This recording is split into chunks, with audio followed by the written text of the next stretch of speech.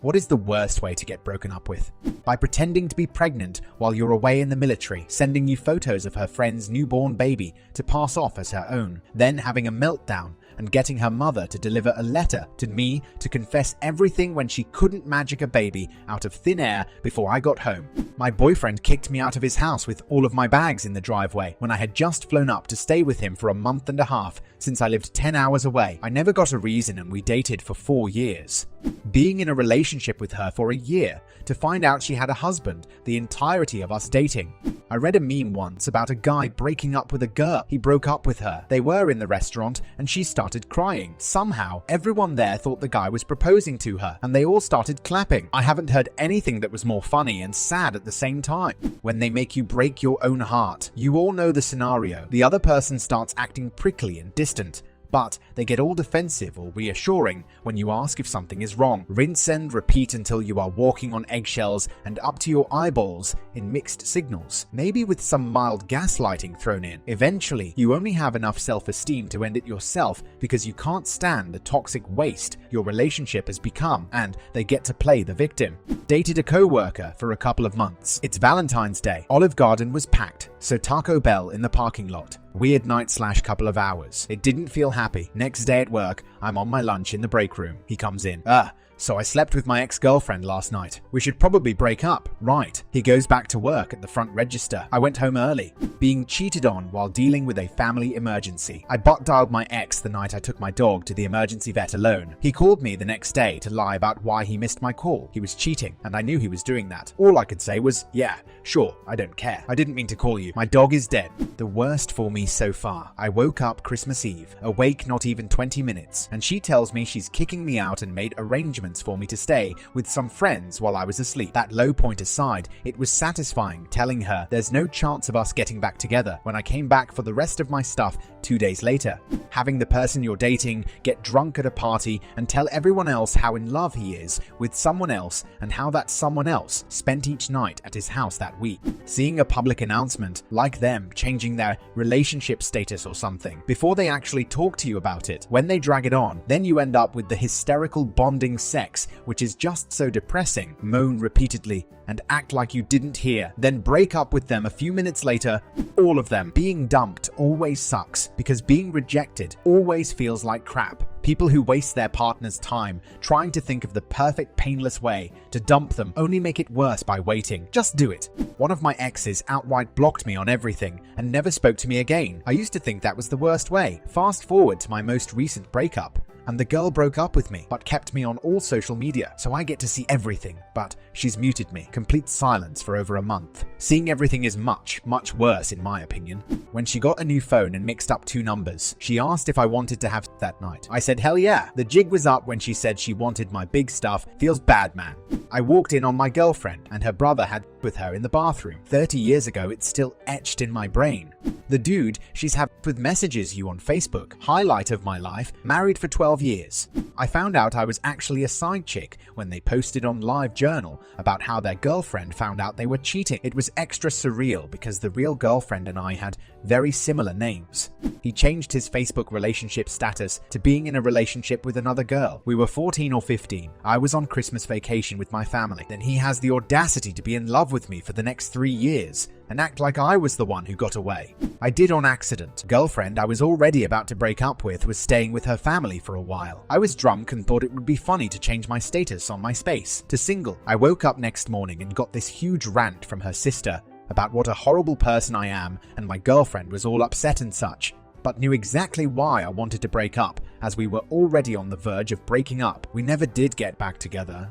Last night, my husband kissed me goodnight and said he was going to watch TV and fall asleep on the couch. I got up a couple hours later to see that my husband was fine and our back door was wide open. We live in a sketchy area, so this was alarming. I called his cell phone in a panic, and that's how I found out he has been having an affair and planning to divorce me.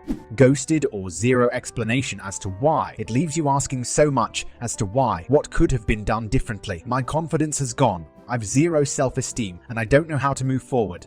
I dated a guy for a few months, but he broke up with me over text at 12:35 and on my birthday. The reason he gave me was that he didn't think the relationship was going anywhere. I later found out from other sources that he cheated on me with his ex and decided to go back to her.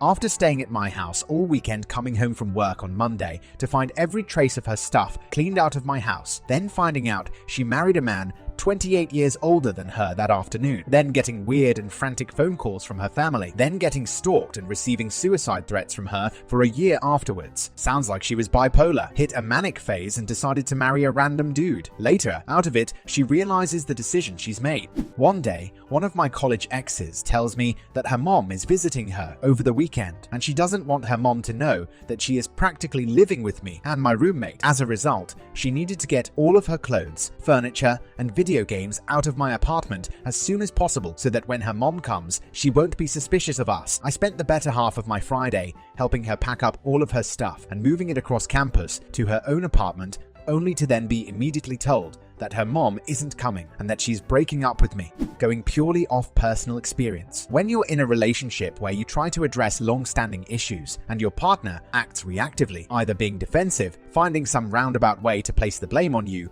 or just saying, "I'm working on it," constantly despite no changes actually being made, while also telling you and everyone else how you're the love of their life and how they want to marry you, you end up in this place where you're not really happy with the relationship since communication has completely broken down and none of the issues you've tried to bring up have been resolved. But if you end the relationship, people are going to rake you over the coals because you're such a bad, horrible person for breaking their heart like that. It makes it so that you're forced to bear the brunt of the relationship fallout, even if the reason for the breakup really had nothing to do with you. It's the same playbook as people who don't respect your boundaries, act like everything is fine, and then when you put your foot down and say, "I'm not okay with this," they act like you're being mean to them by enforcing boundaries that were always there.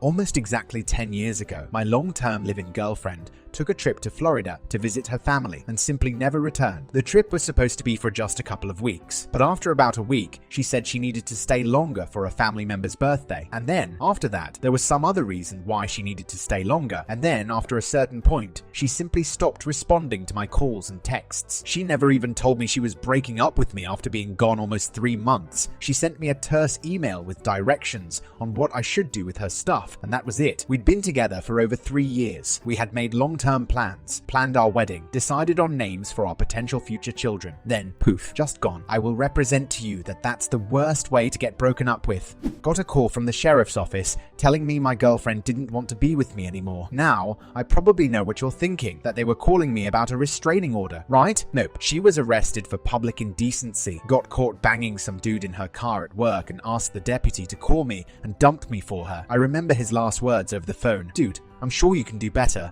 Although I wasn't going out with this girl, we were chatting about potentially meeting up and seeing how things went. We had known each other for a while, and there was a mutual interest. I never pursued it because she had a boyfriend. She had broken up with him at this point, and I was excited at the prospect of potentially seeing where things go with her. The conversation we had took place on a Friday. On Monday, I opened my Facebook to see she had gotten back into a relationship with her ex-boyfriend. Reminds me of this one girl who was in a rocky relationship and always talked to me about it. They finally ended it, and it took me a couple days to build up the courage and ask her out. In those couple of days, she had found a new boyfriend. Thank you for watching. Hope you enjoyed this video. Don't forget to subscribe.